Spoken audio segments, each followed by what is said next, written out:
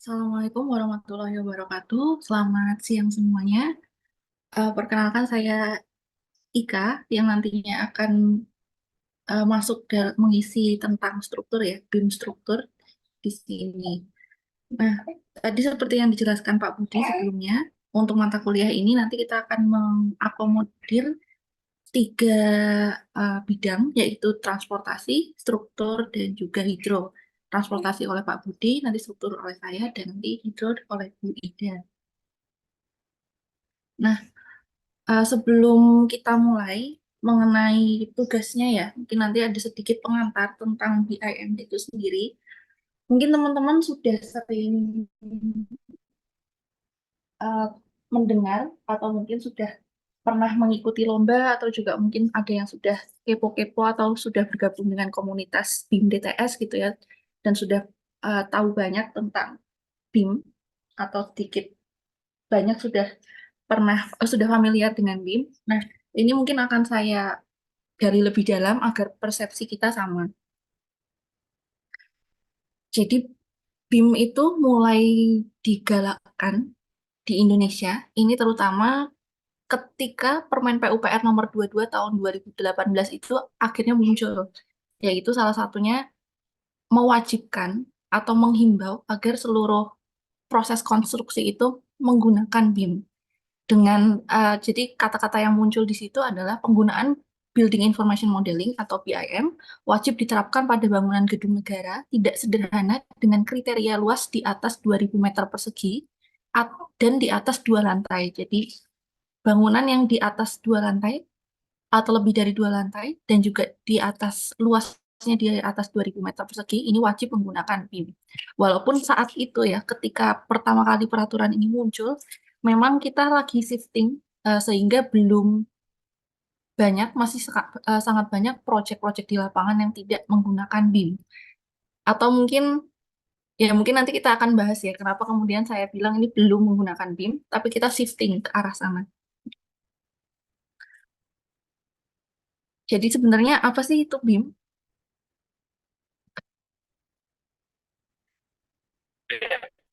You've probably heard about it.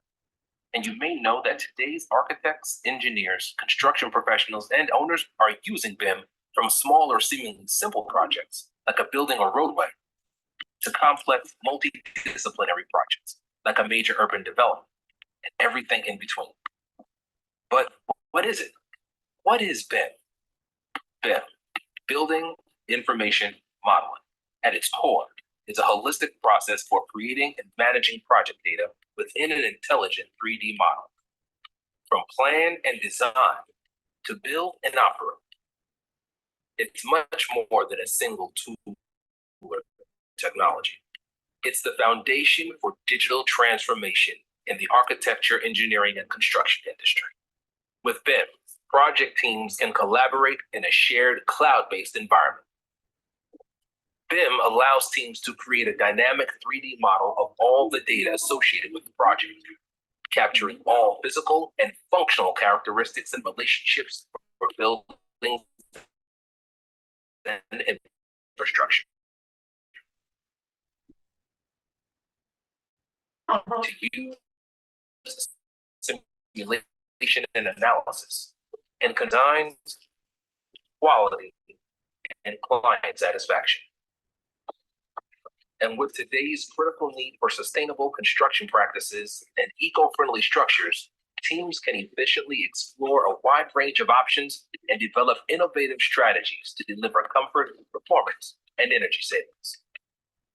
BIM enables close collaboration across design and construction teams, which can help reduce errors and rework and help teams achieve improved timelines, cost savings, and better project outcomes.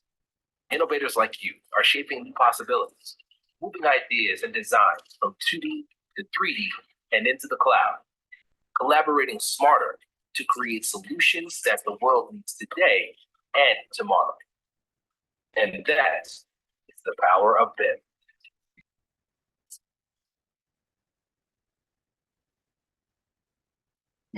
Jadi tadi itu adalah sedikit video ya, gambaran mengenai BIM versi Autodesk. Jadi dari Autodesk Mungkin ini dirangkum lagi kalau yang ini versi Trimble ya. Jadi BIM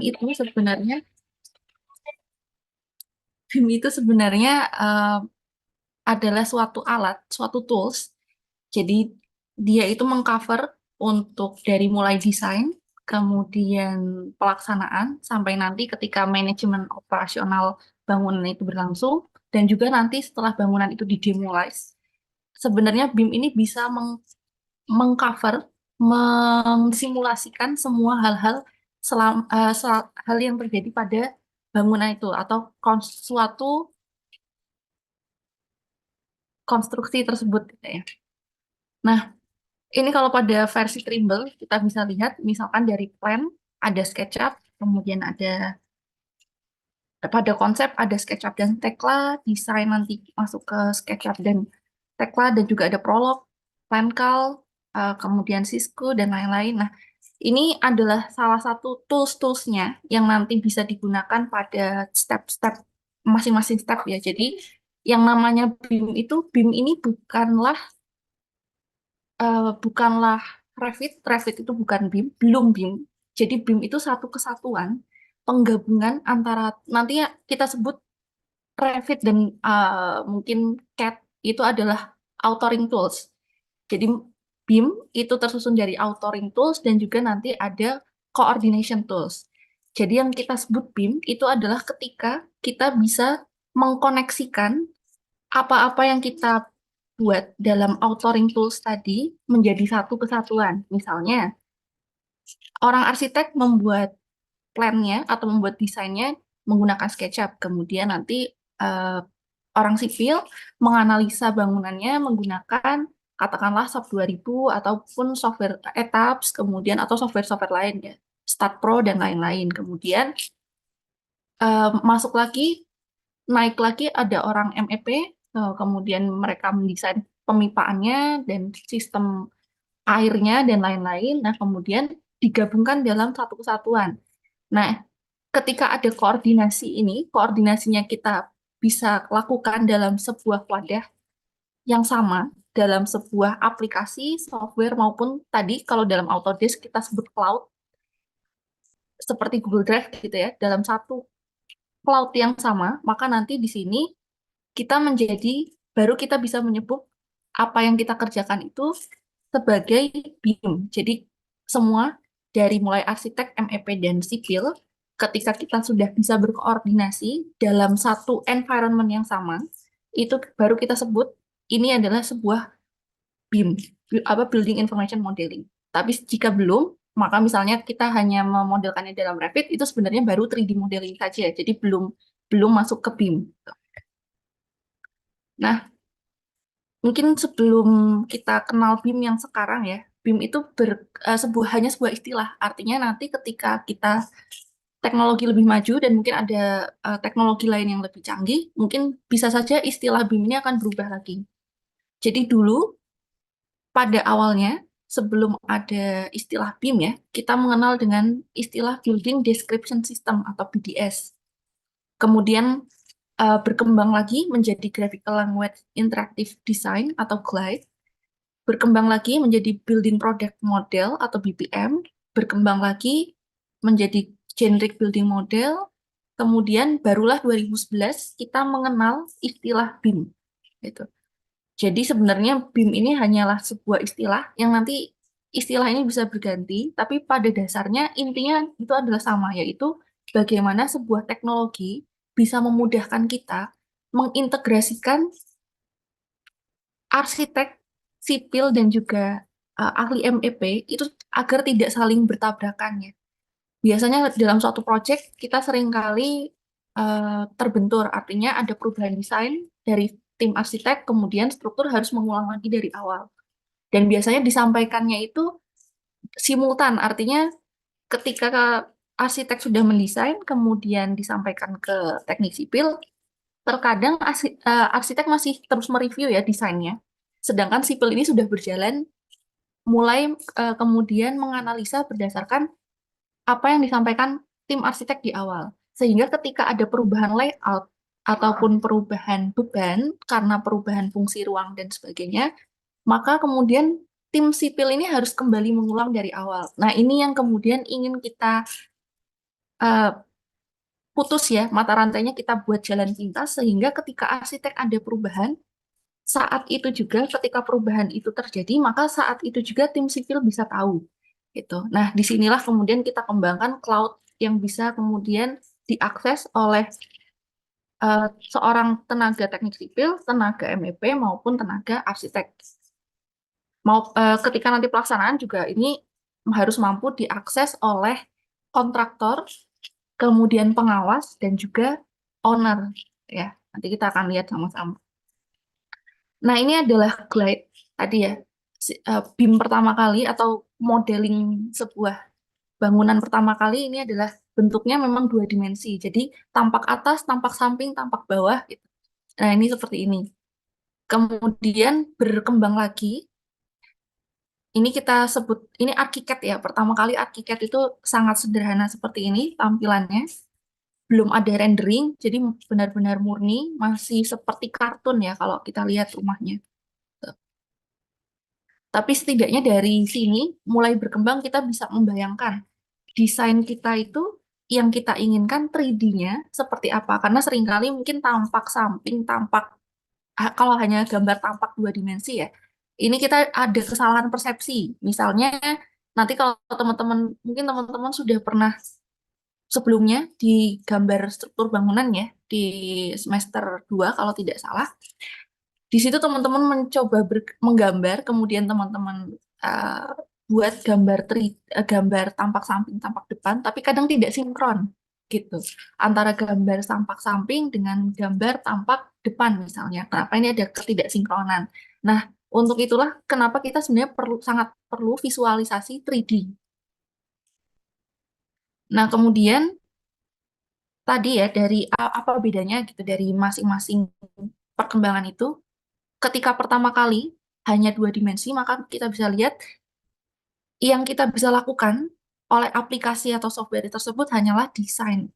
Kemudian kita mulai masuk ke BPM, kita bisa estimasi, kemudian ada construction prosesnya bisa kita lihat, misalnya fondasinya dulu kita gambarkan 3D-nya seperti apa, maka kita bisa lihat, kemudian kita modelkan ketika kolomnya sudah mulai naik seperti apa, dan lain-lain ini bisa kita simulasikan. Ya. Kemudian tahun 1990 ini sudah mulai masuk ke constructibility, kemudian construction management juga sudah mulai masuk, artinya kita sudah mulai mengenal kurva S dalam bentuk digital gitu ya, mungkin menggunakan Excel saat itu, jadi belum belum menggunakan software tertentu, tapi kita sudah mulai menggunakan teknologi.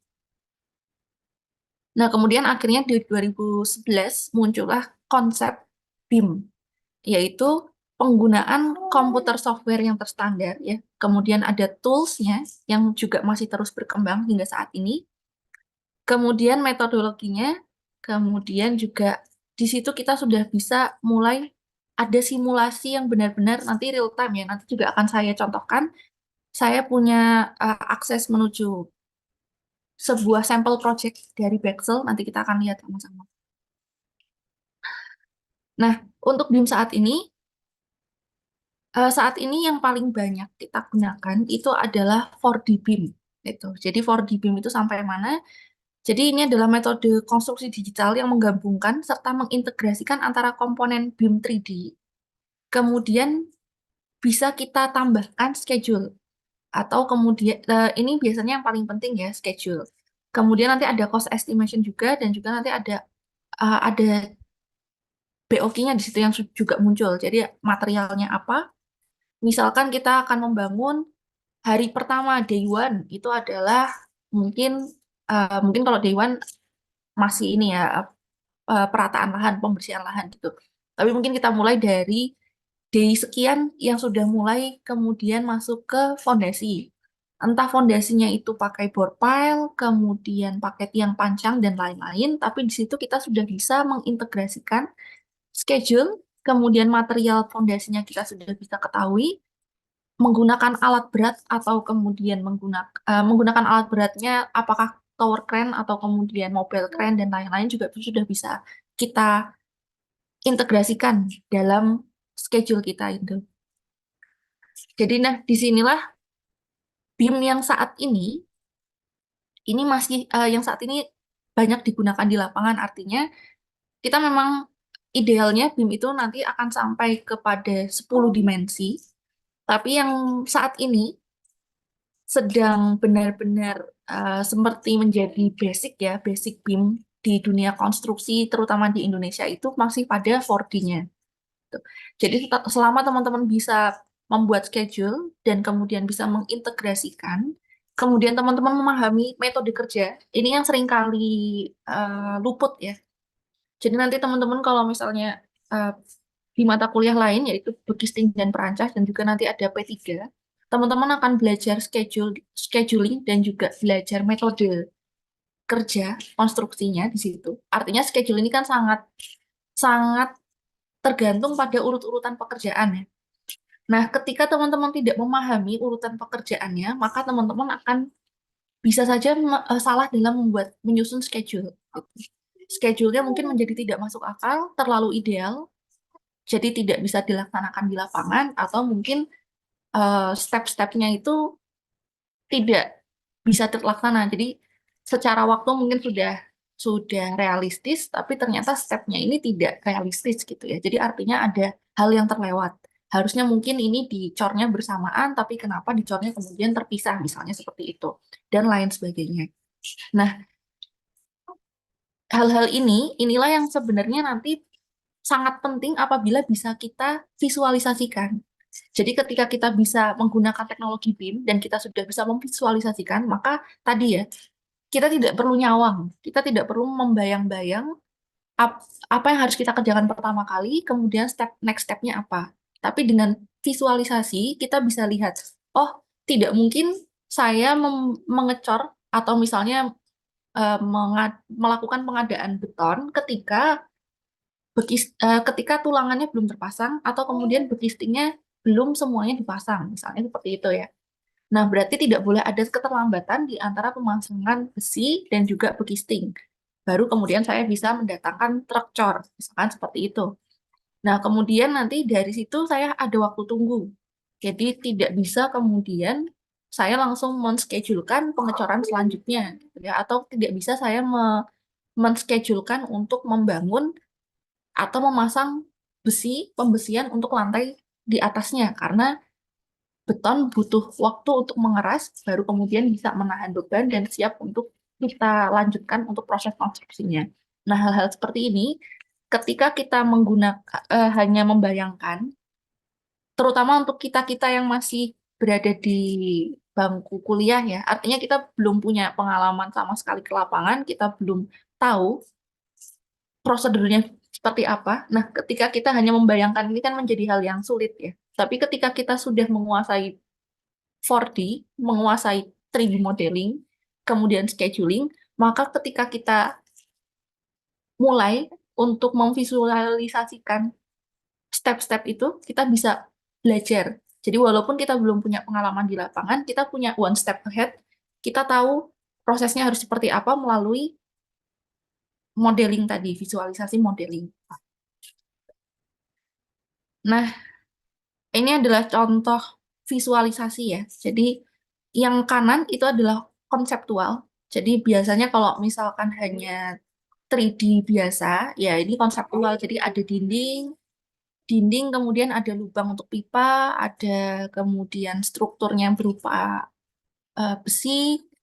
Nah, tapi di sebelah kiri ini bisa kita lihat ini adalah sesuatu yang actionable. Artinya kita tahu persis berapa eh, diameter tulangan yang terpasang, kemudian berapa ukuran pipa, berapa lubang yang harus kita buat untuk agar pipa itu bisa cukup ya, cukup ruang untuk pipa tersebut, berapa jumlah baut yang kemudian perlu dipasang, berapa jumlah welding atau kemudian las-lasan ya yang kita perlukan untuk eh, stiffenernya pada baja dan lain-lain. Nah, ini adalah yang kita harapkan dari 3D modeling saat ini. Jadi bukan lagi seperti dulu yang hanya konseptual saja, luarnya saja, gitu. Tapi kita juga sudah mulai masuk kepada actionable atau benar-benar sampai detail sekali untuk modelingnya ya. Jadi ketika teman-teman dulu waktu mungkin semester 1 sudah sempat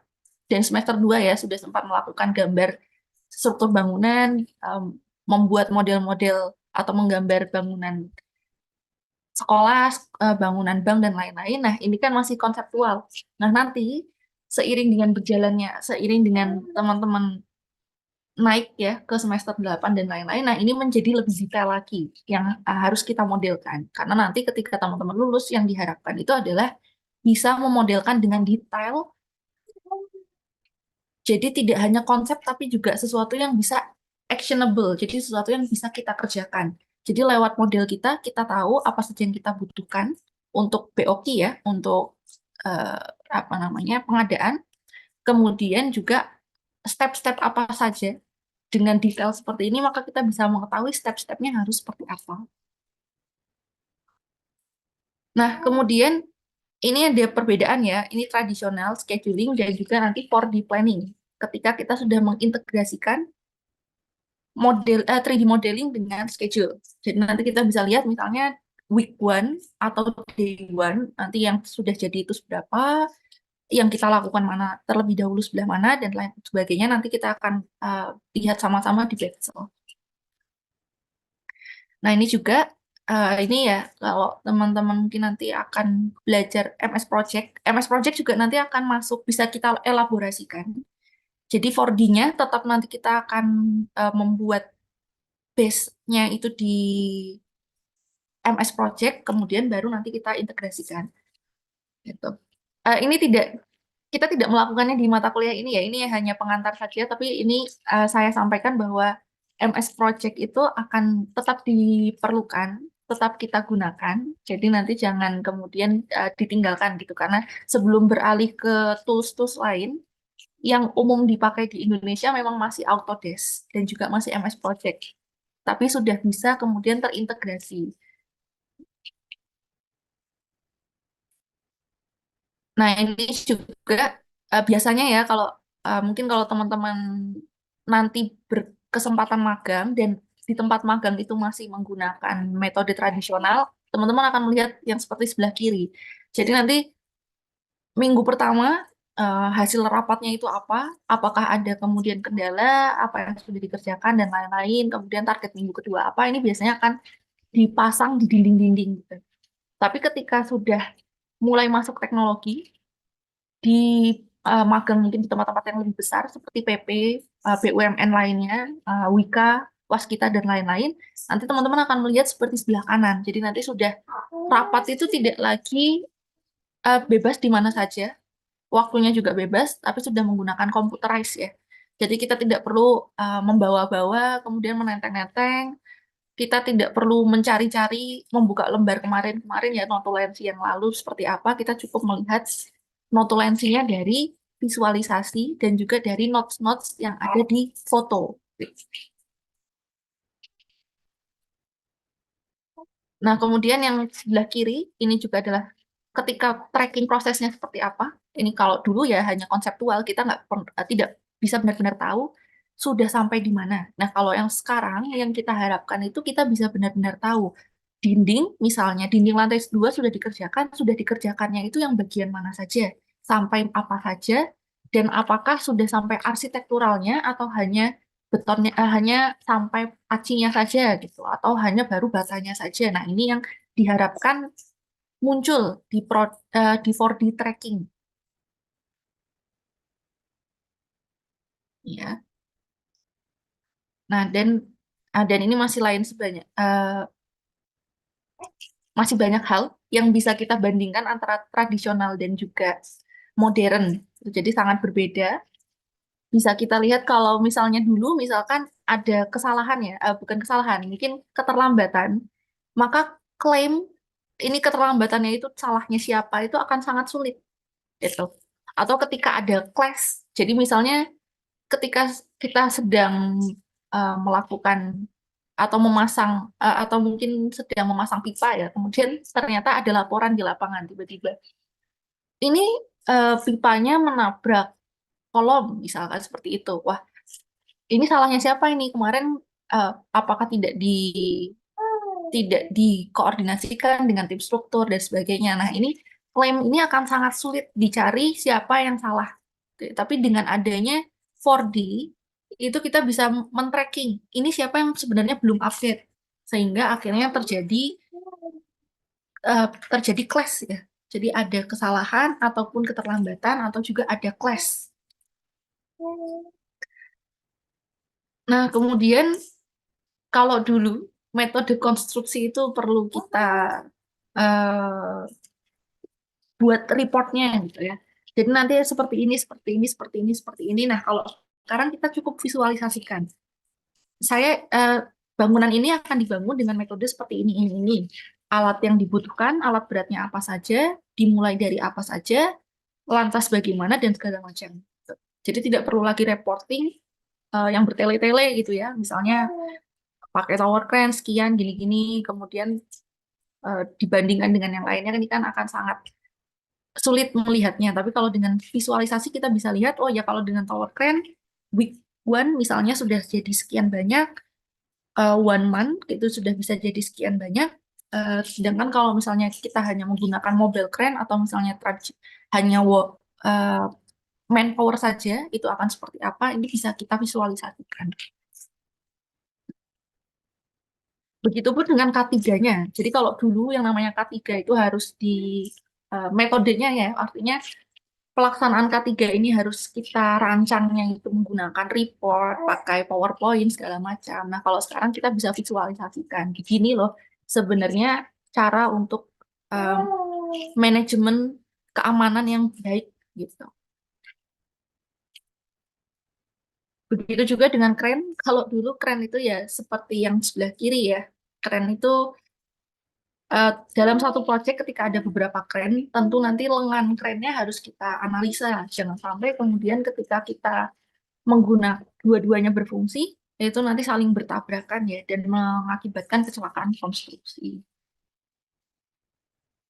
Nah, ini nanti lain sebagainya mungkin bisa teman-teman baca sendiri gitu. Nanti kita akan saya tunjukkan juga uh, sampel projectnya ya dari Pexel. Mudah-mudahan internetnya lancar jadi kita bisa lihat sama-sama. Nah, ini mungkin yang paling penting dari sebuah BIM. Jadi kalau dulu karena bentuknya itu adalah satu dokumen per dokumen ya. Jadi kalau teman-teman mungkin mengenal DED, di semester 2 lalu kita bikin DED. Nah, biasanya DED ini kan per tim, artinya tim arsitek sendiri, tim struktur sendiri, tim MEP sendiri. Nah, ketika kita hendak memaparkan hasil yang kita rancang atau yang kita desain, maka DED ini kita print satu-satu, kemudian kita serahkan ke building owner, ke arsitek, ke tim lain ya, yang intinya juga bekerja sama dalam project yang sama dengan kita, untuk mengetahui detail kita itu seperti apa. Nah, ini akan sangat memakan biaya, waktu, dan juga nanti ketika ada hal-hal yang tidak disetujui atau ada clash, ini akan kita ulangi lagi prosesnya. Jadi kita print lagi, kemudian kita tunjukkan ke semua orang ya yang terlibat dalam proses konstruksi. Nah, ketika kita sudah menggunakan BIM, maka kita tidak perlu lagi ada printing di situ ya. Kita bisa skip printing, kita cukup mengupdate-nya di cloud. Jadi nanti di cloud kita update satu model yang sama, satu environment, jadi eh, sebuah platform yang sama, misalnya tim struktur upload ulang ya. Nah, itu bisa tidak akan mengubah detail arsitektur. Jadi artinya nanti langsung ditimpa lagi dengan arsitektur yang lama. Kalau yang berubah hanya yang sipil misalnya ya. Maka nanti desain arsitek yang lama tetap akan bisa kita lihat di situ apakah clash dengan desain kita yang baru, desain teknik sipil yang baru, atau sebaliknya apakah jika ada arsitek itu berubah lagi, apakah kemudian akan clash dengan desain sipil yang awal dan segala macam. Nah, ini tadi sempat saya singgung tentang authoring tools ya. Jadi yang namanya authoring tools itu adalah segala software yang kita gunakan untuk melakukan input awal. Jadi misalkan kita menggunakan Revit dan juga AutoCAD untuk membuat gambar dan model gitu ya. Kemudian kita menggunakan eh, MS Project untuk membuat RAB. Kemudian kita menggunakan TAS gitu ya eh, untuk membuat maaf, MS Project untuk membuat scheduling dan juga TAS untuk membuat RAB misalnya seperti itu. Nah, ini jadi akan ada banyak banyak jenis authoring tools yang sebenarnya tidak masalah authoring toolsnya apa. Kalau sekarang seperti itu. Tidak masalah authoring toolsnya apa, karena sudah disepakati untuk BIM, semua file itu nanti bisa diekspor ke dalam bentuk .ifc, IFC gitu ya tulisannya. Nah, jadi ketika kita mengekspornya dari misalnya Revit, kemudian kita ingin memberikannya kepada mungkin rekan kita yang kerjanya menggunakan Tekla atau menggunakan SolidWorks gitu ya untuk MEP biasanya, ini tetap bisa gatuk ya, tetap bisa kemudian terlebur dan terintegrasi. Nah, mungkin kalau di eh, pekerjaan jalan ini paling sering biasanya menggunakan Bentley ya. Nah, kemudian ini adalah BIM Coordination Tools. Jadi tadi kita punya authoring tools untuk membuat gitu ya. Nah, di sini kita punya coordinator tools. Jadi di sini apa yang sudah kita buat tadi kita ingin share gitu ke teman-teman lain dari bidang yang berbeda. Kita share, kemudian kita share itu ke dalam suatu wadah ya. Misalnya kalau Autodesk dia punya Naviswork. Jadi ketika misalnya dalam satu perencana ada bidang struktur, bidang arsitek, bidang kemudian MEP misalnya, mereka membuatnya dalam Revit yang berbeda, masing-masing Revit ya, jadi filenya beda. Nah, kemudian mereka gabungkan dalam Naviswork gitu ya.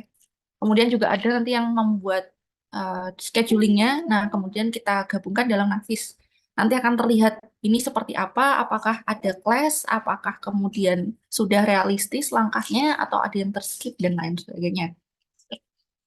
Nah, kemudian selain Navis, mungkin ada juga nanti itu Bexel ya, ada Tekla, kemudian ada Nova Point, Solibri, dan lain-lain. Nah, bentuknya, kalau Naviswork ini kan sebuah software ya, tapi ada juga seperti cloud base. Jadi kalau Autodesk itu juga punya Autodesk Cloud itu, atau yang disingkat CDE biasanya kalau di pada BIM itu disebutnya cloud-nya tidak hanya cloud tapi CDE. Jadi eh, D-nya saya lupa apa ya, tapi cloud environment yang E-nya itu. Jadi dalam satu satu cloud yang sama, satu platform yang sama, semua apapun jenis tools-nya tadi, authoring tools itu bisa bergabung dan bisa diintegrasikan.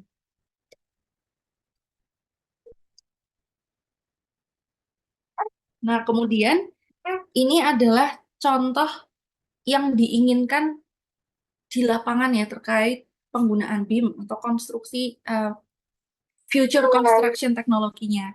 Jadi di sini yang diinginkan itu adalah ketika kita mengarahkan HP, seperti kalau teman-teman pernah main Pokemon ya, kita arahkan HP ke suatu lokasi.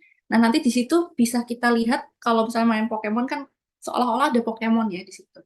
Nah, kalau di sini pada konstruksi, ketika kita mengarahkan HP kita atau tablet dan segala macam, kita arahkan ke sana nanti kita bisa melihat ada dinding di situ walaupun dindingnya itu masih berupa modeling. Jadi di HP kita ada dinding walau di dunia nyata belum. Jadi itu untuk kemudian kita bisa mensinkronisasikan apakah yang sudah kita desain itu dilaksanakan sesuai di lapangan ataukah mungkin ketika di lapangan itu bergeser sekian meter atau sekian sentimeter gitu ya. Nah, itu yang sedang dikembangkan di dunia pelaksanaan. Jadi kalau tadi mungkin BIM itu lebih cenderung teman-teman melihatnya kepada sebuah perencanaan ya, arsitek, struktur dan juga MEP. Nah, kalau di sini BIM-nya digunakan pada saat proses konstruksi.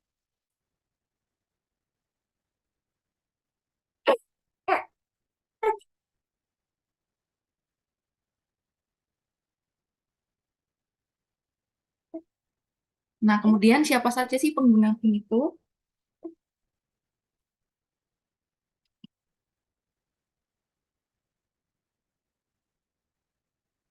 Seperti yang sempat saya sebutkan tadi ya, jadi ada dari perencana, itu ada arsitek, struktur, dan juga kemudian MEP. Kemudian pelaksana, itu ada kontraktor. Kemudian, ini MEP ya. Kemudian nanti juga ada pengawas. Pengawas juga nanti akan, eh, karena dia bertanggung jawab untuk keterlambatan dan juga untuk proses ya. Ketika ada proses yang salah, temuan di lapangan, maka harus dilaporkan kepada owner, dan itu nanti juga menggunakan tools yang ada dalam BIM Coordination Tools.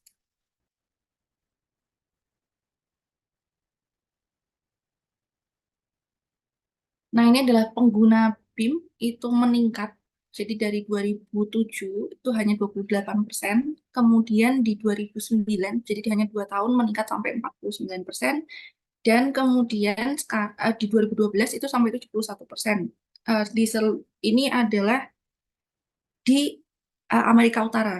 Gitu. Nah, kemudian dari sini kita bisa lihat bahwa memang yang namanya BIM itu sangat berkembang ya, artinya dan juga kemudian menjadi sesuatu hal yang hampir diwajibkan di berbagai lokasi.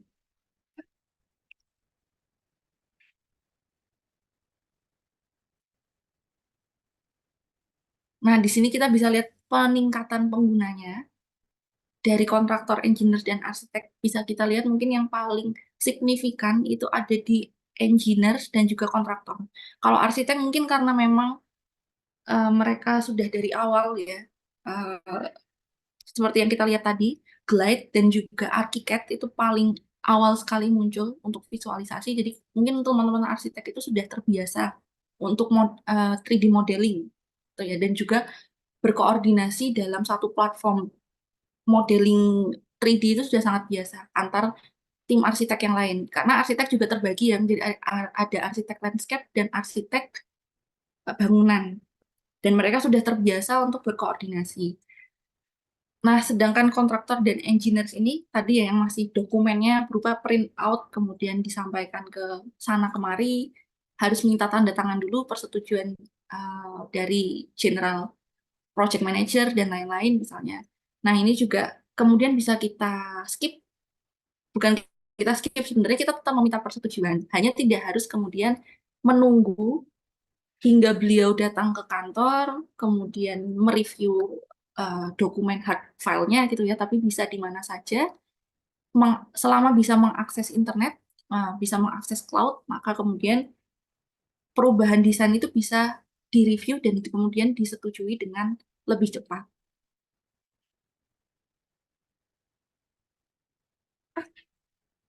Nah, jadi sebenarnya BIM itu tidak hanya digunakan oleh kita pelaksana konstruksi atau pelaku konstruksi gitu, tapi juga oleh nantinya owner dan juga eksekutif ya. Kalau di sini kalau di sini kita membangun suatu proyek milik suatu perusahaan atau milik pemerintah, misalnya seperti jalan tol ataupun kemudian infrastruktur lainnya, jembatan, kemudian pelabuhan dan lain-lain. Maka di situ nanti ada executive board, di mana mereka nggak perlu tahu detail konstruksinya seperti apa, metode konstruksinya seperti apa, tapi mereka perlu tahu progresnya hari ini, setahun itu seperti apa, apakah sesuai dengan yang di planning, kemudian kekurangan konstruksinya berapa persen, dan kira-kira bisa diselesaikan dalam berapa hari gitu. Ini biasanya yang diperlukan oleh executive board dan juga owner, yang ada informasi yang diperlukan ya. Jadi mereka nggak perlu tahu kemudian apakah keterlambatannya terjadi di fondasi karena kemudian keterlambatan dalam pengecoran dan lain-lain. Nah, ini biasanya mereka tidak akan mau tahu juga gitu. Tapi akan sangat penting bagi owner dan eksekutif untuk bisa membaca data mengenai progres, dan itu nanti yang diakomodir dalam cloud. Jadi cloud untuk eksekutif dan owner ini nanti akan berbeda dengan cloud para pelaksana konstruksi. Jadi benar-benar untuk mereka itu hanya progresnya saja dan juga estimasi ke depannya selesainya kemudian berapa hari, biaya yang dikeluarkan sampai dengan saat ini dan juga biaya yang nanti akan diperkirakan keluar hingga proyek selesai dan lain sebagainya. Terutama mungkin apabila biayanya itu per termin ya akan sangat bisa terlihat gitu. Jadi sampai dengan katakanlah 2/3 dari waktu kontrak sudah berapa persen pelaksanaannya dan sudah berapa biaya yang dikeluarkan gitu ya. Itu akan bisa terlihat.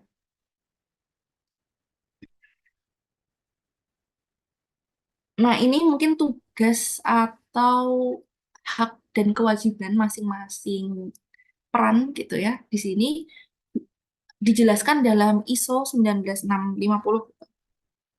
Nah, tapi nanti di sini sebenarnya ini juga tidak bukan wajib ya, tapi cuma hanya sebagai guideline saja gitu. Artinya agar tidak saling tumpang tindih dan juga agar tidak kemudian menjadi kelebihan informasi. Katakanlah tadi seorang owner dapat informasi mengenai misalnya mobile crane yang diganti dengan tower crane dan segala macam. Nah, ini owner tidak punya kepentingan di situ ya. Tuh. Nah, ini adalah sedikit gambaran gitu, apa yang biasanya ditanyakan gitu. Jadi kalau misalnya owner itu tidak ingin terlalu banyak informasi di situ, hanya yang pentingnya saja.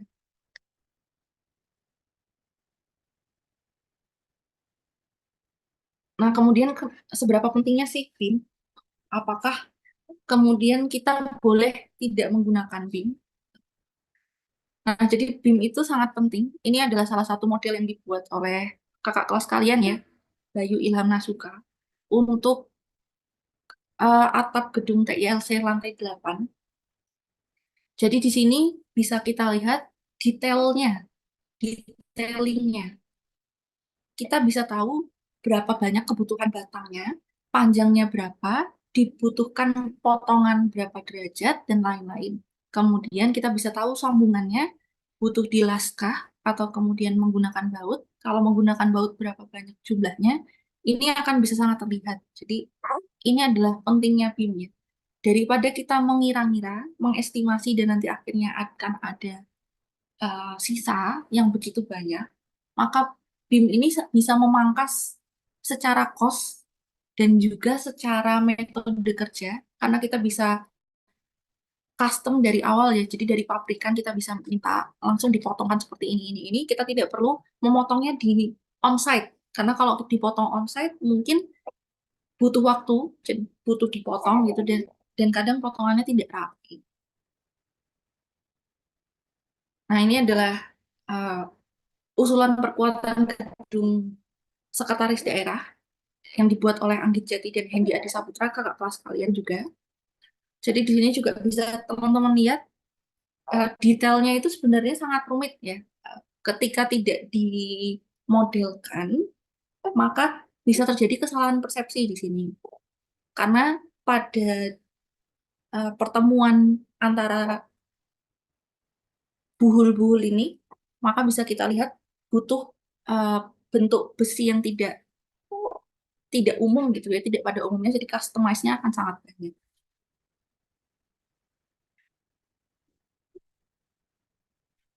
Nah, ini adalah usulan perkuatan apabila menggunakan core wall. Jadi kita bisa memvisualisasikan, misalnya ternyata karena bentuk bangunannya memang piramida, maka nanti bagian samping ini bisa kita lihat pertemuannya itu tidak lurus. Jadi nanti akan sedikit miring ya. Baloknya lurus, sedangkan nanti kolomnya miring. Jadi nanti kita bisa visualisasikan seperti ini. Nah, kemudian ini juga dibuat oleh kakak kelas kalian, Diki Pratama. Ini untuk bangunan, kalau tidak salah, farmasi. Jadi ini farmasi UGM ya. Jadi teman-teman bisa lihat juga langsung ke lokasi. Itu kalau teman-teman nanti berkesempatan berkunjung ke farmasi, bisa teman-teman lihat benar-benar dilaksanakan ya. Ini yang membuat waktu itu. yang memodelkan, memvisualisasikan itu adalah kakak kelas kalian, Diki Pratama. Jadi ini goals-nya nanti sebenarnya kalau teman-teman di sini bisa menyelami dan di luar kelas ya bisa mempelajari lebih dalam, mencoba-coba, memodelkan sendiri. Ini nanti teman-teman akan bisa sehebat kakak-kakak kelas kalian dulu, itu yang bisa benar-benar sampai di hire. Waktu itu Diki itu di hire ya, artinya sudah mencari eh, seorang ahli, seorang kalau dibilang seorang ahli, orang yang bisa BIM gitu ya di area Jogja dan yang bisa waktu itu Diki yang saat itu masih berstatus mahasiswa, jadi belum lulus tapi sudah di hire. Jadi inilah kelebihan ketika teman-teman punya skill, maka nanti teman-teman akan sangat mudah mendapatkan pekerjaan. Nah, ini visualisasinya ya. Yang kanan, yang kiri ini bisa teman-teman lihat ini ketika dijadikan satu untuk ke seluruh gedung dari lantai satu sampai lantai atas ini sangat rumit gitu ya. Tapi sebenarnya kalau nanti ketika pengerjaan itu kan satu-satu dan nanti bisa kita hide. Misalnya yang hijau dulu, pipa yang hijau, katakanlah ini mungkin pipa air bersih atau saya nggak tahu ya karena saya belum baca dokumen detailnya. Tapi katakan misalnya hijau ini adalah pipa air bersih, maka nanti bisa kita hide yang lain yang bukan merupakan pipa air bersih. Kemudian nanti kita bisa cek, bisa gambar, bisa modelkan terlebih dahulu sebelum nanti akhirnya disatukan dengan pipa-pipa air yang lain. Yang kanan ini adalah HVAC-nya ya. HVAC itu ventilasinya untuk saluran sirkulasi udaranya. Jadi seperti apa ini juga bisa kita rendering, bisa kita modelkan.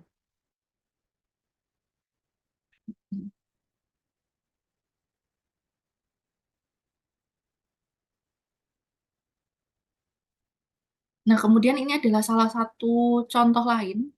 Ini adalah contoh penggunaan BIM pada Louisiana State Museum and Sports Hall of Fame ya. Nah, kalau di sini eh, ini kenapa di luar negeri BIM itu sangat digemari karena mereka itu sangat menyukai bangunan-bangunan estetik yang secara struktural itu sangat rumit untuk dikerjakan. Jadi eh, sangat membutuhkan visualisasi ya agar tidak ada miss satupun.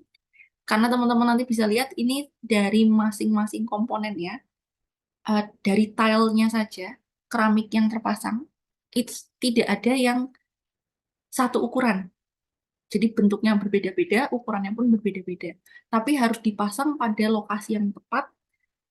Kalau tidak, itu maka nanti ya tidak akan rapat gitu ya, akan membuat sebuah gap yang sangat besar dan tidak elok untuk dilihat. Gitu.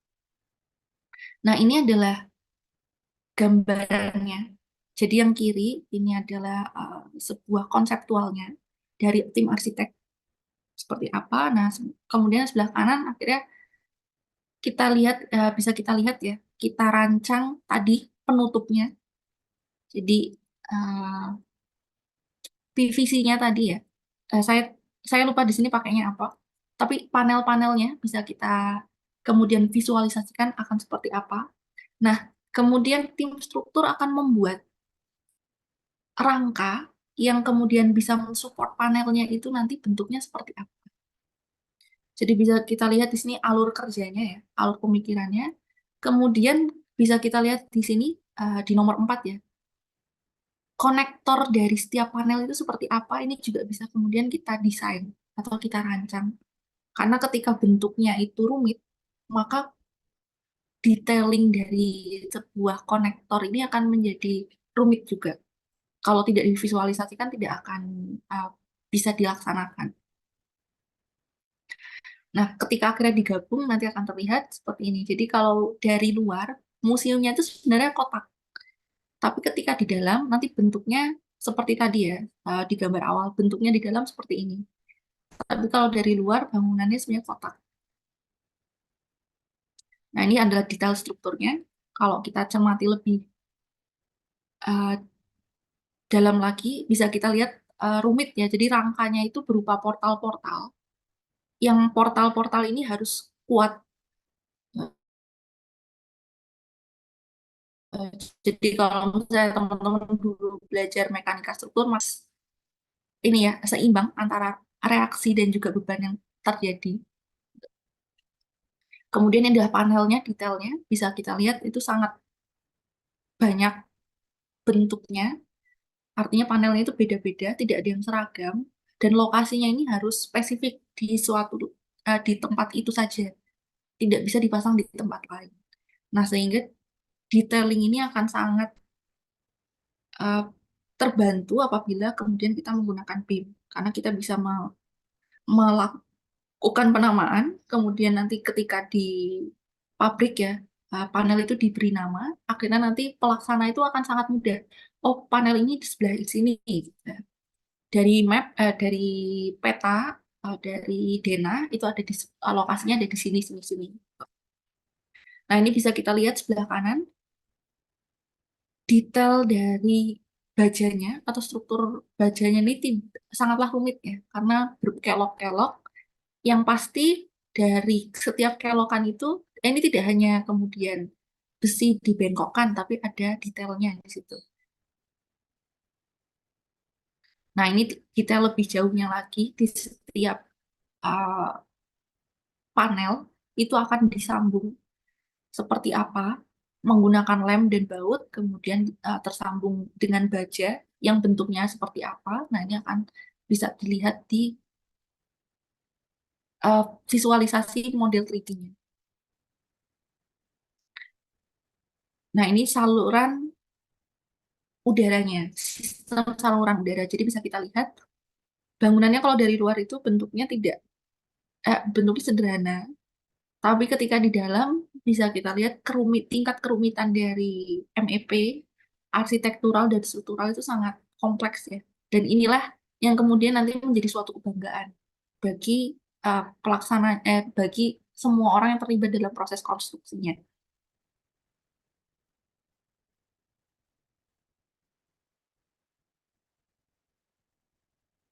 Nah, ini tadi seperti yang sempat saya sebutkan di awal. Jadi kalau misalkan menggunakan BIM, kita akan sangat mengurangi waktu dan upaya yang diperlukan untuk memeriksa, kemudian menerbitkan kembali informasi baru, kemudian juga mengekstrak pilihan terbaru dari yang disetujui bersama itu seperti apa. Ini akan kemudian sangat berkurang waktunya karena kita nggak perlu lagi mengirimkan hard file ya. Tanda tangannya juga tidak harus hard file gitu. Jadi persetujuan itu tidak bisa kita dapatkan saat itu juga ketika kita membutuhkan dengan selama uh, general manager kita atau kemudian project manager kita itu punya akses internet dan juga bisa membuka cloud gitu. Selama ada laptop misalkan, kemudian ada internet, maka siapapun bisa dimanapun bisa berkoordinasi. Nah, kemudian bagaimana sebenarnya kita harus menggunakan BIM? Nah, ini tadi sempat saya singgung di awal sedikit. BIM itu untuk saat ini ya, sampai dengan dimensi ke-10. Jadi kalau dimensi 1, 2 itu adalah konseptual, 3 dimensi itu adalah tadi ya visualisasi 3D dengan ArchiCAD, dengan Revit, dan lain sebagainya. 4D itu masuk ke scheduling, 5D itu mulai membuat RAB. Nah, 6D ini kita masuk ke mengelola agar bangunan dan juga lingkungannya sustain. Kemudian 7D itu masuk kepada manajemen bangunan, artinya selama bangunan itu beroperasi, kapan perlu kita ganti, kapan perlu kita cat ulang, kapan perlu kita ganti mungkin pintunya, liftnya perlu maintenance setiap berapa kali, berapa waktu, dan nah itu bisa kita inputkan. Jadi nanti tersistem. Kita tidak perlu kemudian pasang alarm detail ya. Artinya ketika manajer bangunannya ganti, nggak perlu kemudian manajer itu mempelajari sistemnya dari awal, mempelajari catatan-catatan dari awal, tapi bisa kemudian terinfokan dengan adanya BIM tadi itu. Kemudian 8D itu masuk kepada safety, 9D itu lean construction. Lean construction itu sebenarnya masuk kepada eh, efektivitas ya, efektif dan efisiennya konstruksi. Jadi kalau benar-benar dipres lagi dana, biaya, dan segala macam. Termasuk nanti ketika perlu mendemolish, perlu merubuhkan bangunan, eh, apa saja komponen yang masih bisa digunakan ini bisa kemudian terdata.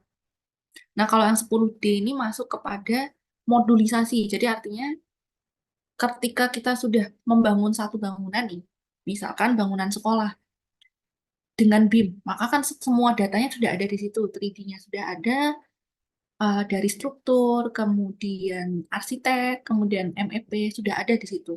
Bisa kita copy, paste di tempat lain. Jadi saya ingin membuat bangunan sekolah juga di tempat yang berbeda.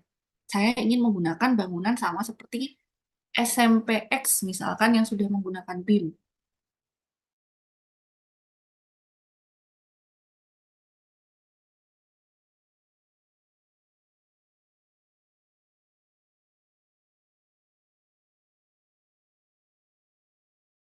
Yang dibangun maksudnya ya, bukan SMP-nya menggunakan BIM. Saya ingin copy paste berbeda. Nah, itu maka nanti akan bisa dengan kita cukup mereview ulang. Apakah misalnya fondasi yang serupa bisa digunakan di tempat itu? Atau misalnya airnya, sumber airnya apakah sama? Artinya misalnya pada SMPX pakainya sumber air dari sumur misalnya, apakah ada di di tempat lain juga bisa menggunakan sumur atau nanti harus mengambil dari tower, tower PD, artinya air PDAM, jadi harus membuat tower ya untuk penampungan air sementara, baru kemudian dialirkan ke seluruh sekolah, misalnya seperti itu. Nah, maka nanti bisa tinggal kita ubah-ubah sedikit saja di tempat-tempat yang memang membutuhkan. Atau misalnya bangunan SMPX menggunakan jendela yang seperti ini, tapi saya ingin mengubah dengan jendela yang lain, misalnya seperti itu ya. Nah, ini akan sangat mudah, maka kita tinggal mengganti saja detail yang diinginkan, kemudian tinggal kita copy paste semua data yang kita butuhkan. Termasuk cat sudah ada di situ, kemudian eh, materialnya apa, FC aksennya berapa, kekuatan bajanya juga bajanya berapa, dimensi tulangannya berapa, sudah ada. Jadi benar-benar tinggal kita copy paste, kita ambil data yang lama, kita bangun lagi di tempat yang berbeda. Ini adalah sektor dimensi ke-10 ya dari sebuah BIM. Jadi yang diinginkan itu adalah seperti itu. Nah, ini adalah sebuah chart untuk pembagian kerja gitu ya. 1 sampai 3 dimensi ini biasanya dikerjakan oleh arsitek dan engineer. Jadi oleh para perencana ya, tim perencana ada di sini. Kemudian masuk ke 4 dan 5D ini masuk ke konsultan dan kontraktor. Jadi di sini eh, tentang model konsultan pengawas ya terutama, jadi nanti mau dibangunnya metodenya seperti apa, biayanya berapa, dan juga nanti step by step-nya itu real time biaya yang keluar itu berapa juga bisa terlihat. Kemudian schedule-nya juga bisa terlihat ya di mana. Jadi sebelum keterlambatan itu terjadi, bisa kita simulasikan sebenarnya nanti kendala yang akan kita hadapi ke depannya itu kira-kira apa, dan kira-kira keterlambatan itu akan most likely ya, akan kira-kira penyebab kemungkinan terbesarnya akan disebabkan oleh apa, jadi bisa kita prevent, bisa kita lakukan langkah-langkah preventif untuk mencegah keterlambatan itu. Nah, kemudian kalau yang 6D dan 7D ini masuk kepada manajer bangunannya. Jadi ketika kita sudah bangunan itu sudah jadi, kemudian kita ingin meningkatkan efisiensi energi dalam bangunan tersebut, misalkan, maka nanti uh, manajer bangunan bisa kemudian meng-hire ya, berkonsultasi dengan konsultan green building, misalnya untuk menganalisa bangunan saya penggunaan energinya saat ini seperti apa, bisa saya efisiensikan sampai berapa, cost-nya berapa. Kemudian untuk manajemen uh, lainnya ya, manajemen yang lain, manajemen bangunannya, maintenance dan lain-lain ini juga bisa dilakukan oleh manajer bangunan dengan mengecek Misalnya dulu dicat menggunakan cat merek apa, warnanya misalnya warna putih, nomornya biasanya kan ada nomor ya, nomor sekian. Jadi kode catnya itu betul, warnanya sesuai, maka nanti bangunan baru, eh, ketika perlu melakukan maintenance pada lokasi yang terlokalisir, artinya tidak semua ya, hanya di beberapa lokasi saja, bangunan kita tetap seperti baru, tidak bopeng, artinya warnanya tetap seragam, tidak ada perbedaan warna. Karena kita tadi, manajer bangunannya bisa mendapatkan akses mengenai informasi bangunan ini dibangun dengan cat warna apa, eh, bahkan bisa sebenarnya bisa kita input cat itu nanti belinya di mana gitu. Jadi inilah level BIM yang diharapkan ya, eh, bisa kita capai untuk pada perkembangan zaman saat ini itu pada level 7D. Nah, ini mungkin kalau yang kiri itu bukan perbedaan ya, eh, masih belum terintegrasi antara scheduling dan juga eh, gambarnya. Nah, jadi sebenarnya for di BIM planning itu adalah visualisasi ditambah dengan report scheduling tadi. Nah, ini yang tadi Bexel Manager yang saya maksud 5D sampai dengan cost estimation. Bisa kita lihat di sini ada luasannya, kuantitinya, kemudian cost-nya berapa. Nah, mungkin kalau teman-teman nanti ikut suatu project dan mendengar istilah LOD, ini adalah salah satu istilah yang sebenarnya ingin merujuk kepada BIM kita itu harus sejauh apa. Jadi nanti akan berbeda-beda LOD 100 sampai dengan LOD 500 ya. Nanti akan berbeda-beda eh, hal-hal hal yang diharapkannya itu seperti apa. Jadi ketika mengikuti tender, misalnya nanti dilihat dulu LOD-nya itu diharapkan sampai mana. LOD 200K, LOD 300K, dan lain-lain. Ini LOD tadi ya, singkatannya adalah level of detail. Jadi detailnya itu seperti apa. Kalau 100 ini visualisasinya ya, kalau secara tulisan mungkin teman-teman akan sulit memahami ini visualisasinya. Kalau LOD 100 itu pre-design saja, jadi konseptualnya seperti apa. LOD 200 mulai masuk ke skematik. Nah, nanti LOD 300 barulah kita lihat 3D-nya seperti apa. LOD 350 ini sampai dengan construction documentation ya. Jadi nanti ada foto-fotonya. Week 1 foto aktualnya seperti apa, ini seperti apa. Nah, kalau LOD 400 itu stage-nya, per stage ini kita bisa tahu misalnya eh, lantai 1 itu dibuatnya seperti apa, langkahnya bagaimana, metodenya seperti apa. Nah, itu nanti di LOD 400-nya. Nah, kalau LOD 500 ini as built artinya tadi detail misalkan seperti jendela yang terpasang itu adalah merek apa, ukurannya apa, detailnya seperti apa, bahannya apa, itu bisa kemudian terinput datanya di situ LOD 500. Catnya, catnya itu menggunakan cat apa, keramiknya merek apa, kemudian keluaran tahun berapa, barangkali tidak keluar lagi ya, maksudnya modelnya tidak keluar lagi, kemudian nanti waktu itu beli di mana, karena barangkali produksinya di tempat yang sama masih ada, dan lain sebagainya. Nah, ini sedikit pemicu. Jadi ini adalah besarnya gaji seorang BIM modeler atau BIM engineer. Ini ada masing-masing posisi sesuai masing-masing posisinya. Ada BIM manager, koordinator, modeler, dan juga CAD drafter. Itu kalau kita lihat ya cukup besar ya, terutama BIM manager dan BIM koordinator. Mungkin kalau koordinator di sini mungkin teman-teman melihatnya kok seperti tugasnya hanya memanage gitu ya. Padahal sebenarnya akan lebih kompleks tugas BIM manager karena tadi ketika ada class maka dia perlu tahu class ini class misalkan model terbaru ya. Katakanlah arsitek upload model 5 model arsitek 5.0, artinya versi 5. Kemudian tim struktur update modelnya itu yang terakhir adalah model uh,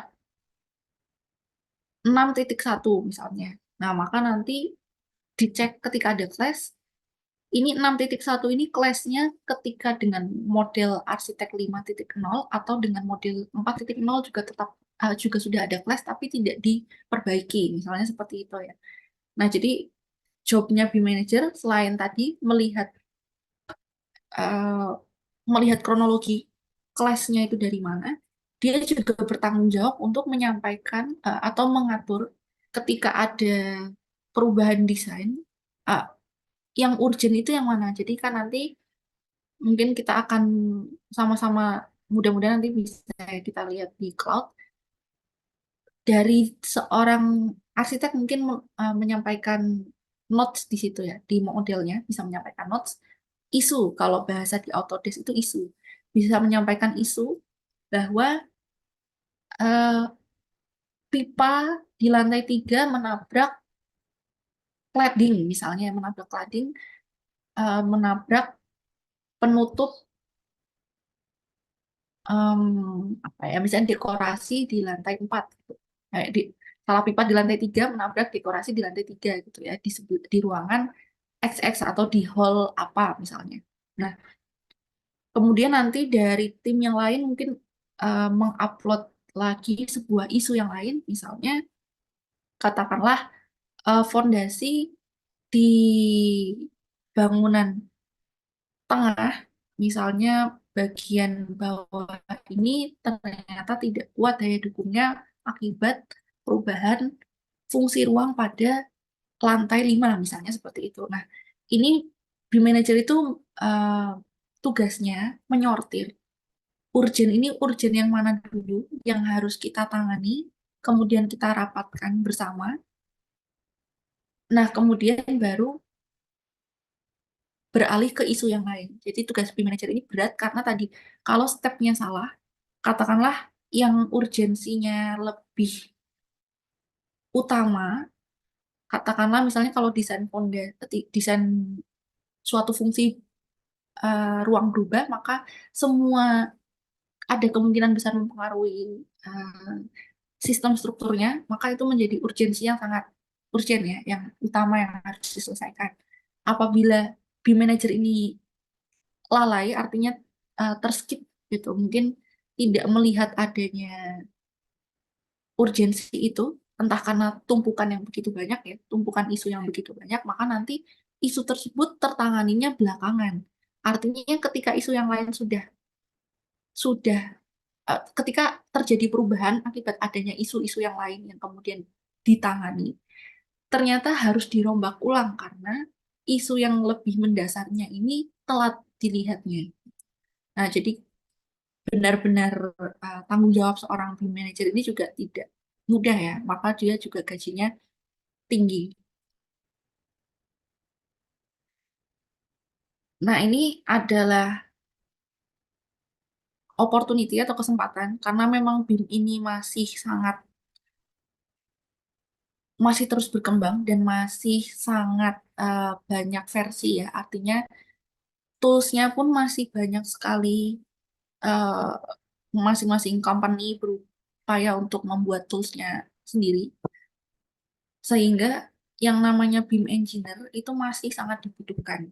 Jadi kalau teman-teman benar-benar bisa menguasai BIM, maka teman-teman tidak hanya kemudian membuka peluang kerja untuk dalam negeri, artinya peluang kerja teman-teman itu tidak hanya di dalam negeri, tapi juga bisa sampai di luar negeri. Karena otomatis ya, karena memang semua authoring tools itu berbahasa Inggris, kebanyakan ya, hampir kebanyakan itu bahasa Inggris, jarang yang ada terjemahan bahasa Indonesianya, maka secara global, siapapun yang menguasai BIM ini sebenarnya bisa bekerja di mana saja, di negara apa saja. Sehingga ini adalah peluang yang sangat besar untuk teman-teman semua. Silakan pelajari BIM ya, walaupun tidak bisa kita akomodasi semuanya dalam kelas karena waktunya yang terbatas. Tapi di luar kelas, mungkin kalau teman-teman mau mengulik sendiri, mau coba-coba, kemudian ikut lomba dan lain-lain, ini akan sangat baik untuk portofolio teman-teman. Jadi ketika kerja nanti teman-teman bisa lebih percaya diri ya untuk menceritakan bahwa saya bisa BIM.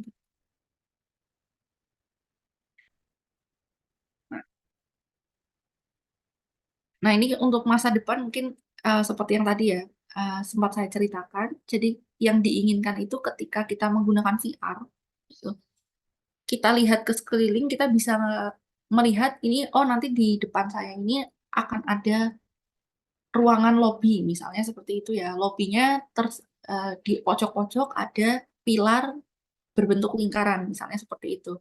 Nah, ini yang diinginkan bisa tercapai dengan teknologi BIM di masa depan.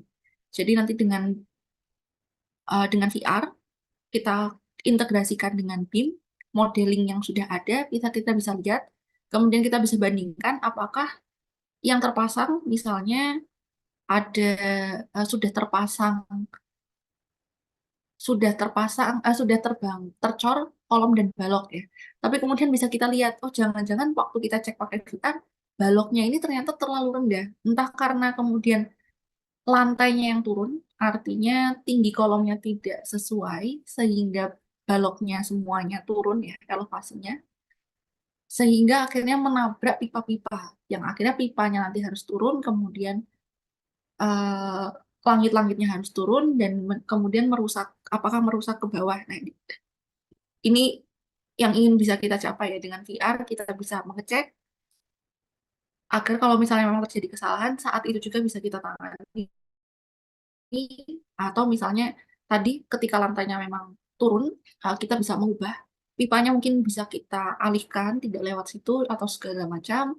Ukuran pipanya bisa kita ubah mungkin, kemudian apa namanya, kemiringan pipa ya bisa kita cek ulang dan segala macam. Nah, ini nanti akan menjadi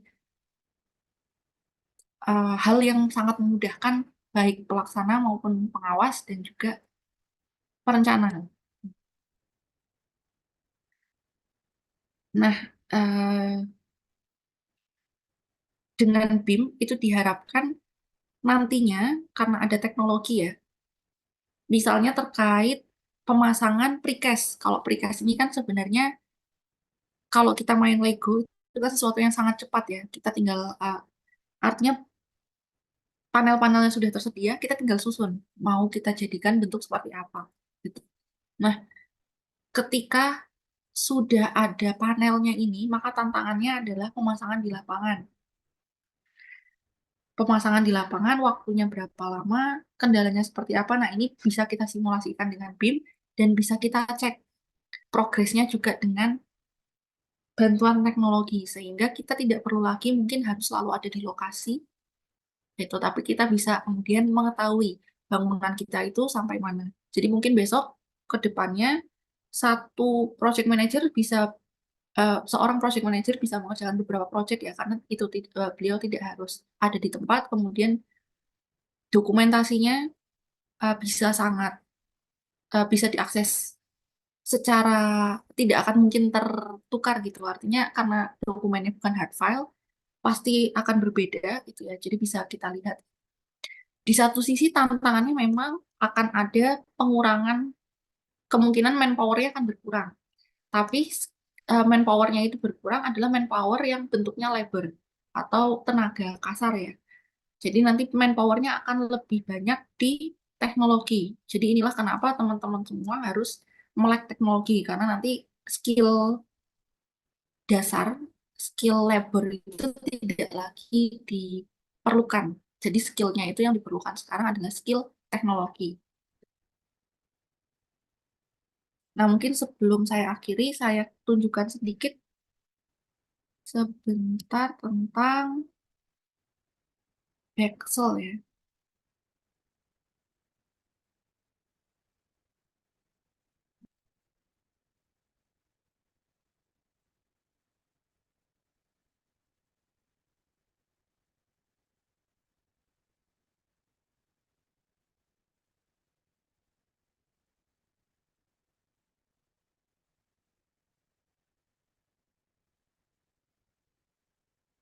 Sudah terlihat layarnya?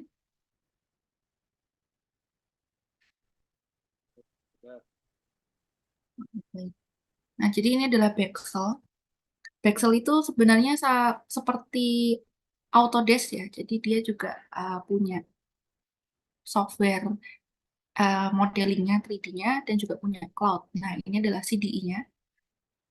Jadi ini misalkan, oh, maaf, saya ingin melihat bangunan beserta landscape-nya seperti apa ya. Nah, ini bisa saya lihat bangunannya. Sebentar. Nah, ini adalah bangunan saya, misalnya ya. Bisa kita lihat, nah ini bangunannya 3 lantai, eh, kemudian bentuknya seperti ini, dari atas seperti ini ya, dari depan seperti ini, sampingnya seperti ini, dan lain-lain bisa kita lihat di sini. Nah, kemudian di sini, misalnya ya, ini adalah 3D. Jadi di sini kalau kita cek di sebelah kiri, ini adalah file tentang modelnya, mendeskripsikan model di samping. Jadi di situ ada model struktur, arsitektur, dan juga MEP. Di sini ada Arts, AR ini biasanya arsitektur, kemudian LN landscape, ME ini MEP, kemudian aesthetic structure. Nah, misalnya saya ingin lihat strukturnya saja, maka saya bisa tidak mencentang yang lain. Misalnya saya hanya mencentang strukturnya saja untuk lantai 2, 3 juga, dan 4 misalnya.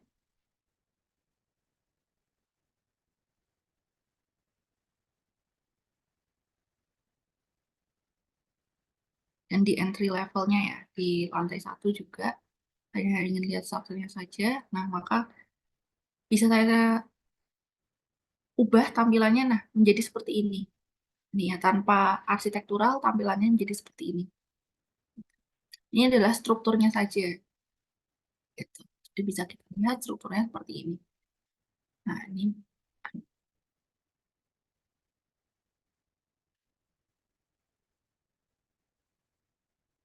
ya. Nah, jadi ke zoom. Nah, ini. Jadi bisa kita lihat. Nah, kemudian kalau saya ingin tambahkan arsiteknya, jadi modelnya itu sebenarnya dibuat secara terpisah ya, sehingga ketika masuk ke cloud pun filenya itu akan berbeda. Jadi kita bisa di-hide dan bisa kita lihat lagi.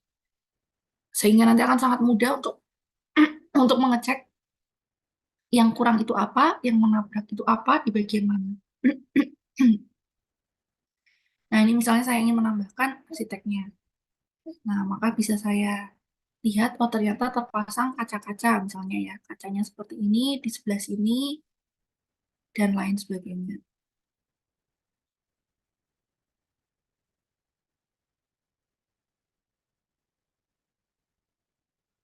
Nah, kemudian kalau saya mau lihat denahnya, bisa saya lihat di sini.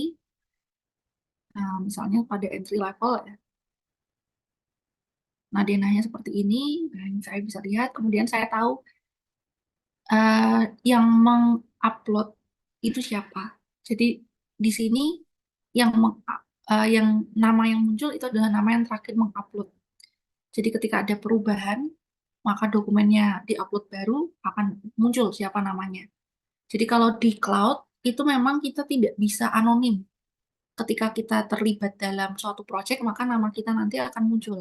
Nah, sehingga kita tidak bisa sembunyi dari kesalahan ya. Itu kabar buruknya mungkin. Kita tidak bisa sembunyi dari kesalahan. Tapi kabar baiknya adalah kita juga bisa melihat ya, bisa menangani dengan cepat.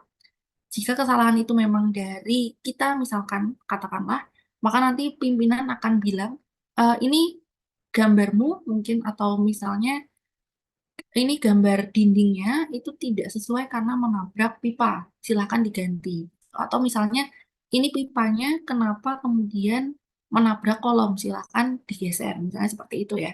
Itu kita bisa tahu dengan pasti gitu. Jadi bisa kita eh, perubahan ini harus kita sampaikan kepada siapa, kita bisa tahu dengan jelas. dan jadi lebih bertanggung jawab gitu ya. Nah, kemudian kita kembali lagi ke 3D-nya ya. Misalnya,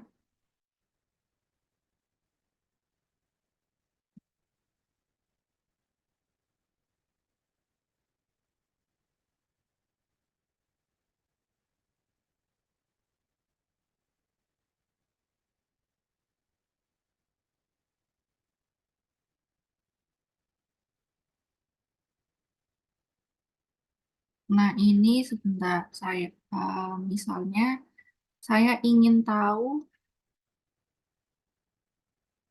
urut-urutan membangunnya seperti apa. Ini per week.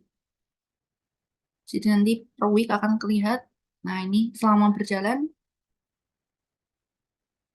bisa saya cek. Ini ya, di sebelah kiri bawah waktunya itu terus berubah. Artinya kita bisa cek week berapa. Jadi kalau kita stop misalkan week 32 ya, kita bisa cek oh di minggu ke-32 itu jadinya adalah segini. Nah, itu. Jadi baru jadi lantai satu, kemudian juga bisa kita lihat apa saja lantai satu yang udah jadi. Kemudian kolomnya juga bisa kita lihat di lantai satu belum eh, sampai dengan kolomnya masih setengah gitu ya, artinya belum sampai tinggi dan lain sebagainya. Ini bisa kita lihat dengan bisa kita amati secara pasti gitu dari minggu ke minggu. Oh ini karena tadi entry level jadinya terlihatnya seperti itu sebenarnya.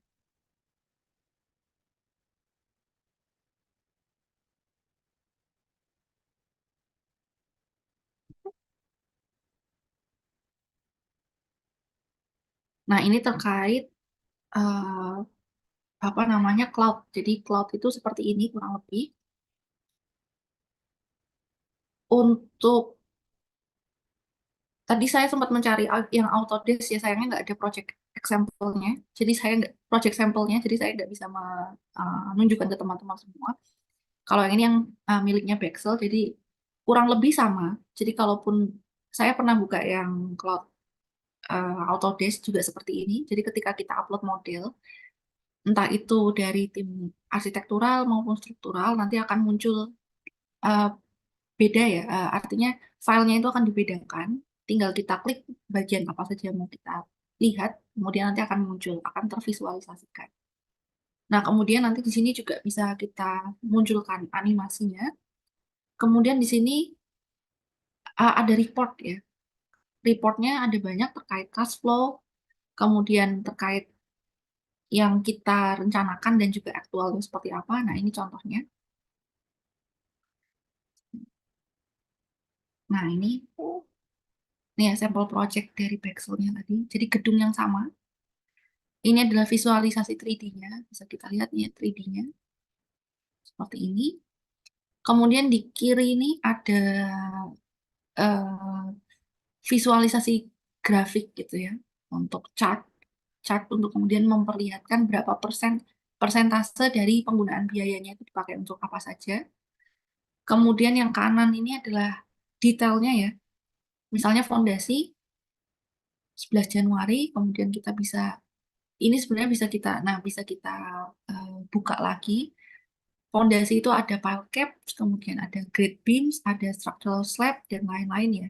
Jadi ini kita masing-masing bisa kita gali informasinya, ini sub level, kemudian start date-nya kapan, finish date-nya kapan, total cost-nya berapa, ini bisa kita lihat.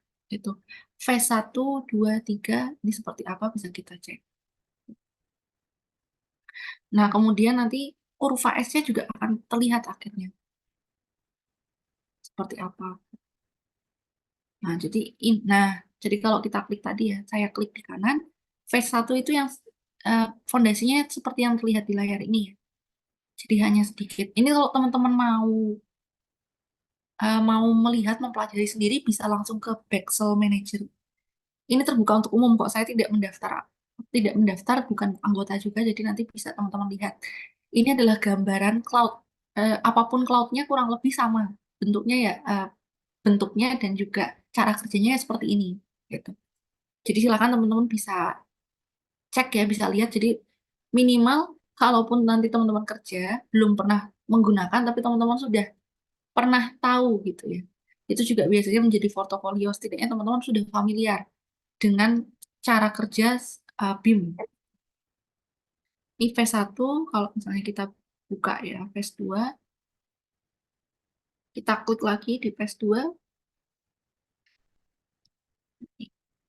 nah, ini akan berubah. Nah, phase 2 itu gambarnya yang di sini, grafiknya itu sampai ada di mana, di sini juga grafiknya yang mana, kumulatif cost-nya berapa, dan lain sebagainya. Ini bisa kita lihat. Nah, ini juga tadi ya ada uh, gambarannya. Misalnya kita ingin ganti lagi ke deck, katakanlah deck ya. Misalnya deck. Nah, ini deck itu pekerjaan yang mana, entry level, phase-nya phase 2. Nah, ini bisa kita cek. Nih. Jadi kurang lebih inilah BIM ya. Jadi dari schedule ya start sama finish, cost-nya berapa, 3D modeling semuanya terkoneksi jadi satu. Nah, inilah BIM yang sebenarnya gitu. Nah, tapi nanti tugas teman-teman di mata kuliah ini baru 3D modelingnya saja karena itu juga basic dasar ya. Sebelum nanti terintegrasi dengan teman-teman lain di arsitek dan MEP dan juga nanti teman yang lain juga yang sama-sama sipil tapi di bidang kemudian manajemen konstruksinya gitu. Salah satu basicnya yang harus ada 3D-nya dulu, visualisasinya dulu, baru kemudian nanti kita assign ke uh, pace yang kita sebut pace itu yang kita sebut deck itu yang mana, kemudian berapa fasenya berapa kali, apakah cukup sekali pengecoran dan lain. Nah, kemudian selain report di situ ya, ini juga ada analisis luasan areanya. Jadi di sini bisa terlihat ya, ada berapa ruang, kemudian total luas areanya berapa. Jadi terkait quantity juga bisa teranalisa di BIM. Nah, mungkin itu yang bisa saya sampaikan di hari ini. Gitu. Ada pertanyaan sebelum saya tutup? Ini nanti teman-teman untuk cari tahu lebih lanjut bisa langsung ke Pixel Manager aja. Kalau mau lihat sampel project ya, ataupun sampel project di BIM yang lain, kalau ada juga boleh. Ada yang ingin ditanyakan terlebih dahulu mungkin dari yang lain? Permisi Bu, mau tanya. Halo, Mas. Ya, silahkan. Eh, ini Bu, mau tanya mengenai, kan tadi ada beberapa aplikasi-aplikasi yang itu kaitannya sama BIM. Nah, itu ada aplikasi core-nya dan ada di ringnya itu ada beberapa aplikasi. Dan tadi Ibu juga menyebutkan buat tugas project ini itu baru 3 dimensi. Nah, mungkin yang mau saya tanyakan itu lebih ke gimana sih eh, buat kita langkah awal buat belajar BIM ini tuh kira-kira dari aplikasi yang core apa dan mungkin ringnya tuh apa aja gitu. Mungkin itu aja. Terima kasih. Baik, terima kasih atas pertanyaannya. Nah, iya betul. Kalau teman-teman lihat tadi mungkin akan sedikit overwhelm ya informasinya. Artinya seolah-olah banyak sekali aplikasi yang digunakan untuk sebuah BIM. Nah, tapi kabar baiknya tidak mungkin satu orang itu menguasai semua aplikasi. Artinya disitulah kemudian kita nanti memilih kita mau fokus di bidang apa. Katakanlah tadi kakak-kakak kelas kalian itu fokusnya juga beda-beda. Misalnya Diki, dia lebih jago di pemodelan MEP. Walaupun dari sipil ya, tapi MEP-nya sangat jago sekali gitu. Nah, kemudian tadi kalau Bayu, Bayu Ilham Nasuka, dia lebih Excel di bidang pemodelan baja, misalnya baja 3D. Kemudian kalau Anggit Jati dan juga Hendy Saputra, dia juga lebih fokus ke pemodelan 3D modeling pakai Tekla, jadi bukan pakai Revit, tapi pakai Tekla mungkin menggunakan kemudian baja dan juga beton. Nah, jadi kalau teman-teman semua, kalau nanti untuk mungkin di mata kuliah ini dulu ya, itu aplikasi yang digunakan terserah selama bisa memvisualisasikan secara 3 dimensi. Nah, untuk teman-teman yang untuk teman-teman yang khawatir ketika lulus nanti harus bisa apa, nah itu nanti akan menjadi sebuah skill pribadi ya. Artinya misalnya eh, katakanlah si A bisanya Revit, oke, nggak masalah. Nanti si B mungkin bisanya MS Project, itu juga nggak masalah. Karena nanti pas misalnya mendaftar kerja ya, maka masing-masing keahlian itu akan dicari dan dibutuhkan. Nah, yang diperlukan itu adalah bagaimana kemudian kita bisa konsentrasi dan konsisten di satu bidang yang ingin kita tekuni. Misalnya kita ingin jago sekali MS Project, ya sudah ditekuni saja MS Project-nya. Kemudian kita ingin jago sekali di bidang mungkin koordinasinya, artinya Navis work-nya kemudian dipelajari ya. Tapi kalau Navis work-nya butuh dipelajari, maka kita butuh bantuan teman-teman yang mau memodelkan struktur dan memodelkan arsitek. Maksudnya kita butuh teman-teman yang mau memodelkan beberapa eh, di bidang lain gitu ya. Nanti kita yang manajemen di Navisnya seperti apa. Nah, jadi mungkin seperti itu ya, gambarannya karena kabar baiknya memang tidak mungkin satu orang menguasai semuanya. Jadi artinya akan sangat banyak kesempatan di bidang BIM di keahlian masing-masing. Jadi kalau dulu kakak kelas kalian itu ada yang pernah membuka jasa konsultan, satu orang itu memegang peranan yang sangat berbeda. Ada yang jago di RAP, dia hanya fokus ke RAP-nya. Ada yang jago di analisis, dia hanya fokus di analisis dan lain sebagainya. Nah, itu gambaran kerja kalian nanti ketika sudah masuk ke kontraktor ya. Eh, Tidak hanya kontraktor, maksudnya dunia profesional. Nah, pun nantinya ternyata teman-teman ditempatkan di bidang yang berbeda, nah maka nanti di situ teman-teman akan belajar ulang. Dan memang kita semua akan terus belajar ya sampai nanti akhir hayat gitu. Karena memang tadi toolsnya terus berubah. Kemudian seringkali mungkin ketika konsultan perencananya itu berbeda, misalnya katakanlah konsultan lain pakai arsitek, kita pakai Revit, ternyata tidak gatuk. Entah seperti apa. Misalnya koordinatnya tidak bisa sesuai, jadi sudah kita upayakan sebisa mungkin tidak sesuai.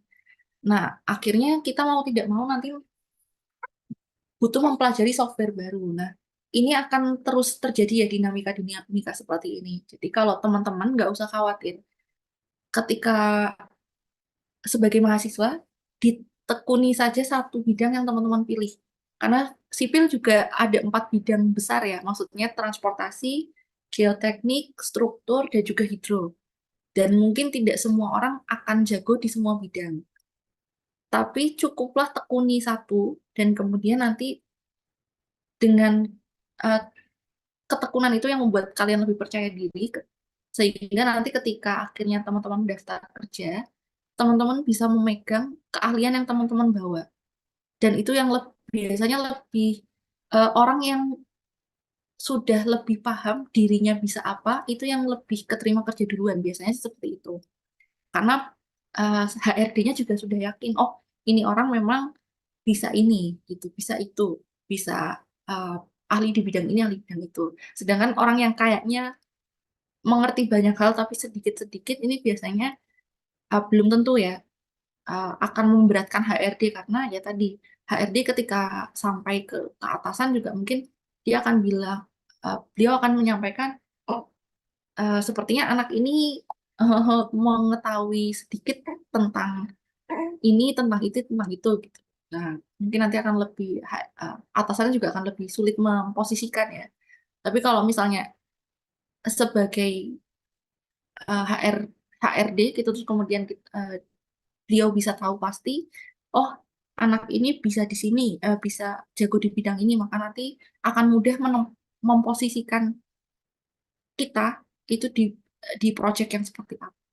Jadi cukup kuasai satu saja, itu.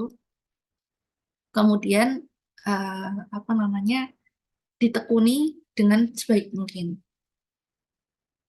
Tapi ketika misalnya di kelas itu memang tugasnya hanya 3D ya, ya tetap tolong menjadi anggota yang baik dan tetap berkontribusi ya dengan teman-teman yang lain.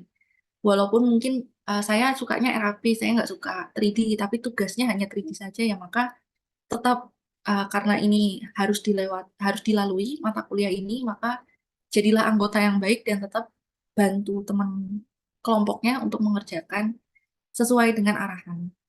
Tapi untuk menjadi seorang sarjana terapan dibebaskan mau memilih konsentrasi atau keahlian software mana yang ingin dikuasai. Asalkan ditekuni dan benar-benar bisa seperti tadi ya, kalau mau dilihat tadi mungkin yang paling wah yang kayak sepertinya seperti kompleks itu kan punya Diki ya. Nah, mungkin bisa akhirnya bisa kemudian dengan bangga mempresentasikan ini loh hasil dari apa yang saya tekuni, saya sudah bisa membuat detail MEP serumit dan sekompleks ini. Apakah menjawab? Iya Bu, makasih udah jawab banget. Iya. Baik. Terus kalau buat 3D itu kira-kira apa aja Bu aplikasi yang akan kita gunakan itu apa sih? Kalau di mata kuliah ini dibebaskan, seperti tahun lalu itu ada yang menggunakan Tekla, kebanyakan Revit, banyak juga yang SketchUp, nggak masalah ya. Tidak dipermasalahkan, karena nanti yang kami lihat itu, yang ingin kami lihat 3D-nya, visualisasinya artinya biar sama-sama paham ya. Yang mereka tangkap di lapangan itu seperti apa, disajikan di kelasnya seperti apa. Nah, kemudian nanti bisa dipresentasikan karena nanti akan kami minta improvisasi ya. Divisualisasikan improvisasinya seperti apa. Gitu. Jadi sangat dibebaskan. Tahun lalu juga ada yang dirender dan ada yang tidak, itu kami bebaskan. Yang penting yang ingin disampaikan itu bisa jelas terlihat. Gitu. Misalnya katakanlah terminalnya ingin direnovasi, ditingkatkan menjadi 2 lantai misalnya ya. Kemudian bisa divisualisasikan dengan baik 2 lantainya seperti apa, atapnya seperti apa, tangganya bagaimana, kemiringan tangganya seperti apa. Nah, itu nanti yang kami lihat. Jadi dibebaskan yang ini mau pakai apa. Persetujuan kelompok saja mungkin. Jadi agar teman yang satu bisa membantu teman yang lain. Ini kan mungkin harus satu software yang sama ya. Jadi persetujuan kelompok saja kira-kira mau menggunakan software apa. Ya, makasih Bu. Ya. Yang lain mungkin ada yang ingin tanyakan?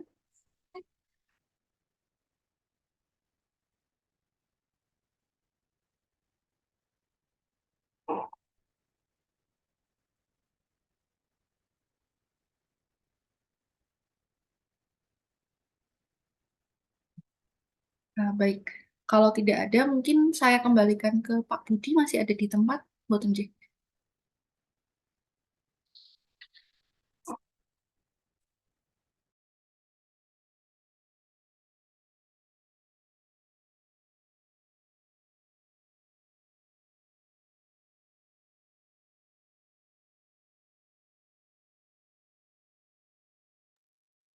Saya cek sepertinya Pak Budi sudah eh, tidak ada ya. Oke, baik. Kalau begitu, maka saya akhiri perkuliahan kita pada pagi hari ini, pada siang hari ini, mohon maaf. Untuk detail penugasannya, nanti selanjutnya mungkin akan disampaikan oleh asistennya. Seperti apa, kemudian output yang diharapkan seperti apa, kemudian laporannya nanti seperti apa yang perlu dilaporkan dalam bentuk apa, nanti akan disampaikan oleh asisten. Mungkin sebelum saya tutup, saya mohon maaf apabila ada salah kata maupun perbuatan yang kurang berkenan. Saya akhiri. Wassalamualaikum warahmatullahi wabarakatuh. Waalaikumsalam. Waalaikumsalam. Terima kasih. Sama-sama.